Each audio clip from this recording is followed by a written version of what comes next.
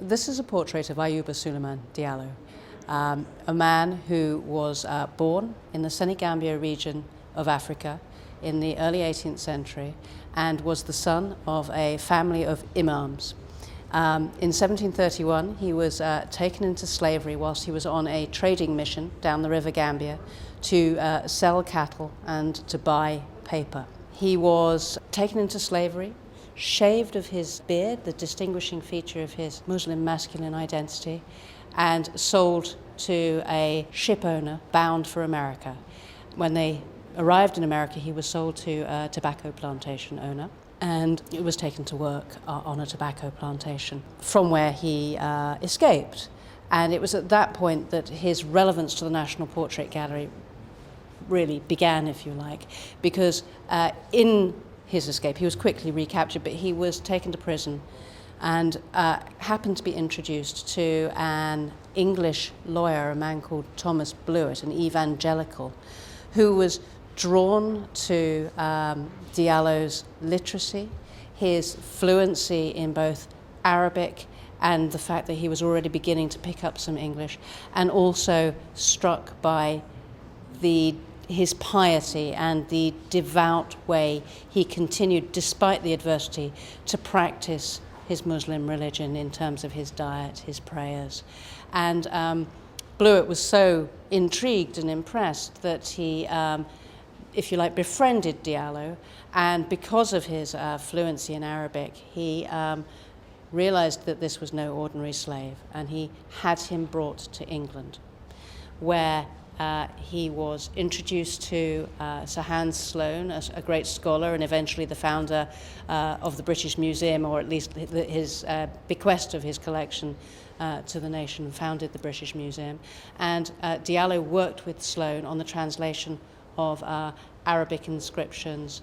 Sloane also arranged for Diallo to be elected a member of a gentleman's society in Spalding, a sort of intellectual club, and to be introduced to the King and Queen. People were extremely impressed by his piety in a religion that they could recognize, even if they were not entirely familiar with it, because of its monotheism and its moral structure, which for them seemed to emulate Christianity. And that allowed them, I think, to get closer to Diallo and to treat him as an individual and an equal. And that is what we see in this portrait, which is the first portrait of a freed slave in the history of British art. It is also arguably the first portrait to depict a man of African descent and a Muslim as an equal. And it does so by using the conventions of genteel British portraiture that were typical in the 18th century, and we can see all around us in the gallery here. I'm thinking about the sort of feigned oval, the frontal, direct composition, the fact that we can see from the painting that the artist is entirely engaged with Diallo as a person, as a man of sensitivity, of humour, of quizzical humour, but he's also, at Diallo's request, represented him wearing what he described as his own country dress, and wearing, this is a quote, an Al-Quran of his own writing around his neck. So this red shape around his neck on a ribbon is one of the 3 Qurans that Diallo wrote from memory during his year in England, something which again impressed and intrigued his English friends and admirers who, through subscription, raised the money to buy Diallo out of slavery, which makes Diallo one of the few victims of the transatlantic slave trade, not only to be freed, but ultimately to be returned to Africa, which he was through the agency of the Royal African Company, with whom he also negotiated an agreement that they would release any Muslim taken into slavery. They would release them, which is ironic because Diallo was also a slave owner. His family owned slaves, but he considered those slaves to be infidels because they were not of his religion. So there's a very complex network of cultural, philosophical questions attached to this painting. But from an art historical point of view, it's hugely important as a first.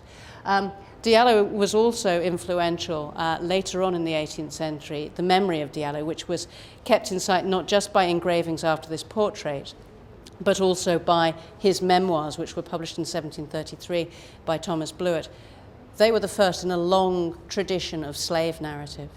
But it was the memory of Diallo and his sensitivities, his education, his literacy, and his personality, his devout personality, but also his resilience that perhaps came from his piety, which encouraged abolitionists towards the end of the 18th century to argue that the black man had a moral character and had every right to equal treatment to any white man. And Thomas Clarkson particularly cited Diallo as an example, as evidence of that equality.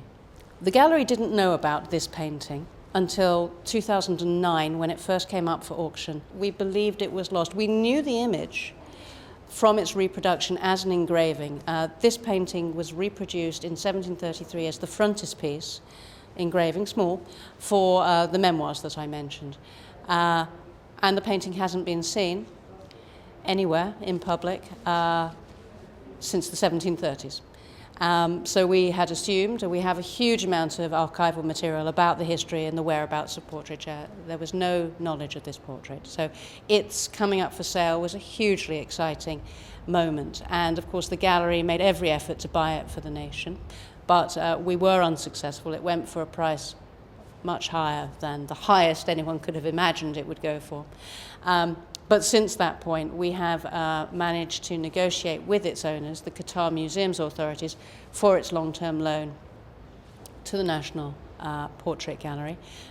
We have it on long-term loan for 5 years, and this gives us the opportunity to generate a tour for Diallo, which begins in the late spring of 2012, and the painting and a whole series of learning activities and outreach and community-based work will take place in Newark in Leicester, at the International Museum of Slavery in Liverpool, and at the South Shields Museum between June 2012 and the late spring of 2013, when it will come back and be on display here at the National Portrait Gallery in a new display.